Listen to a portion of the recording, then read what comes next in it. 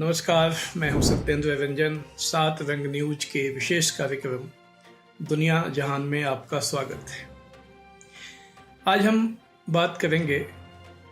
COP26 यानी जो United Nations का सम्मेलन चल रहा है ग्लासगो स्कॉटलैंड में, जलवायु परिवर्तन को रोकने के लिए। हम उसके संदर्भ कॉन्टेक्स्ट में इस सवाल को डिस्कस करेंगे कि आखिर इस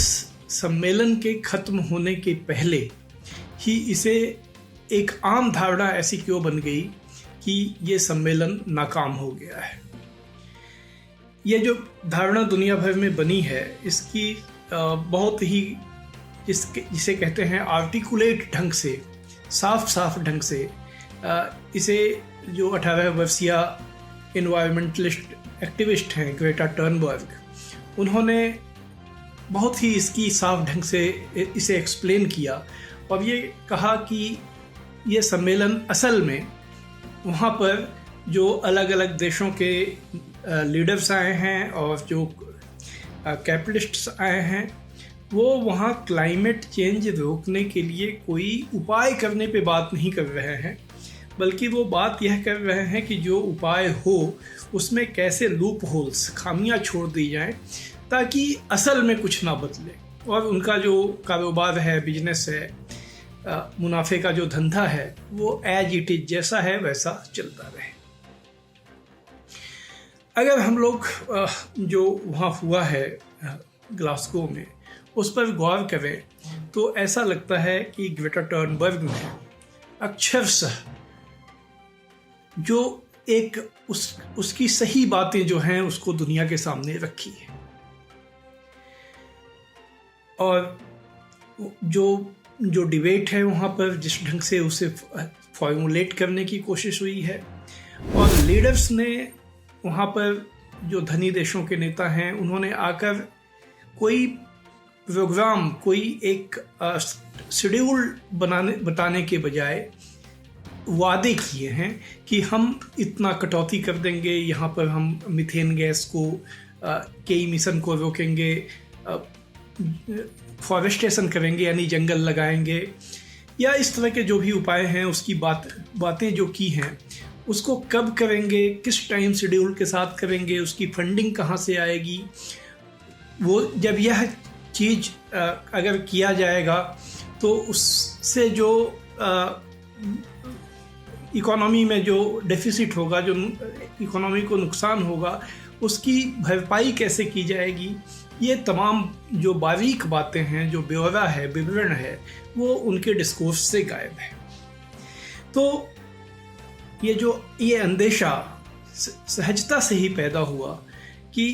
COP26 अपने पहले के 25 जो उनके एडिशन हैं उससे कुछ अलग नहीं होगा। और ख़ासकर जो वेस्टर्न कंट्रीज हैं, अमेरिका है, यूरोपियन देश हैं, उन्होंने वहाँ पर एक अपने जो जियो पॉलिटिकल इंटरेस्ट है, ख़ासकर चाइना और रूस को लेकर, उसे वहाँ पर एक मेन इशू के रूप में उभारने की कोशिश की ताकि जो मीडिया का ध्यान है, वैसे भी मीडिया आमतौर पर ये जो सत्ताधारी वहाँ के लोग हैं और वहाँ का जो कॉर्पोरेट सेक्टर है उसके साथ ही होता है, तो उसे कुछ और मसाला दिया जाए ताकि वो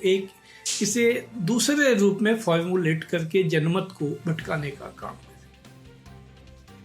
तो कुल मिलाकर यह है कि COP26 ने न सिर्फ COP26 को बल्कि उसके पहले के एडिशंस में भी जो नाकामियां रहीं, जो लैक ऑफ कमिटमेंट है, जो क्लाइमेट चेंज को लेकर जो एक अर्जेंसी देखनी चाहिए उसकी जो कमी है, उसको एक्सपोज करके दुनिया के सामने ला दिया है। और यह अभी जबकि वो सम्मेलन ख़त्म नहीं हुआ तभी ये समझ लोगों की बन गई कि यहाँ कुछ हासिल होने वाला नहीं है, बल्कि यहाँ कुछ हासिल नहीं होगा। इस तरह के जो कोशिशें चल रही हैं, इससे आगे भी फ्यूचर में भी कुछ हासिल नहीं होगा। और यही वजह है कि ग्लासगो से लेकर इटली, अमेरिका, पूरे यूरोपियन देशों में हजारों लोग सड़कों पर आकर क्लाइमेट एक्शन की मांग कर रहे हैं। ग्रेटा थनबर्ग उसकी सिर्फ एक सिंबल है, लेकिन वो अकेली नहीं है, उनके साथ अब बल्कि लाखों की संख्या में लोग सड़कों पर आए हैं। यह अगर जलवायु के लिए, क्लाइमेट के लिए कोई अच्छा संकेत है तो वह संकेत सिर्फ यही है कि दुनिया में का जनमत, खासकर नौजवान इस खतरे को न सिर्फ समझ रहे हैं बल्कि इस पर एक्शन हो, इसके लिए वो खुद एक्टिव होकर सड़कों पे उतर रहे हैं। और उस डिस्कोर्स के भीतर में यह बात ध्यान दिलाई जा रही है कि असल समस्या कॉर्पोरेट कंट्रोल्ड पॉलिटिकल सिस्टम्स हैं। वो पॉलिटिकल सिस्टम्स जो सिर्फ कॉर्पोरेट के मुनाफे में सोचते हैं,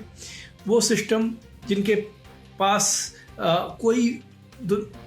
जो फौरी मुनाफा है, इमीडिएट जो प्रॉफिट है, इसके अलावा उसके आगे देखने की क्षमता खत्म हो गई है। तो अगर क्लाइमेट को बचाना है तो इस सिस्टम के खिलाफ इस एक जनमत बनाना पड़ेगा या इसके ऑल्टरनेटिव्स के ऊपर दुनिया को सोचना पड़ेगा। अगर इस समझ को और ज़्यादा दुनिया भर में फैलाया जा सका या COP26 के मौके पर उसे फैलाने में मदद मिली तो समझा जाएगा कि यह एक पॉजिटिव कंट्रीब्यूशन इस मौके का रहा। अन्यथा अदरवाइज ये सम्मेलन पूरी तरह से निराश करने वाला और अपने आप को एक्सपोज करने वाला साबित हुआ है। आज बस इतना ही। धन्यवाद।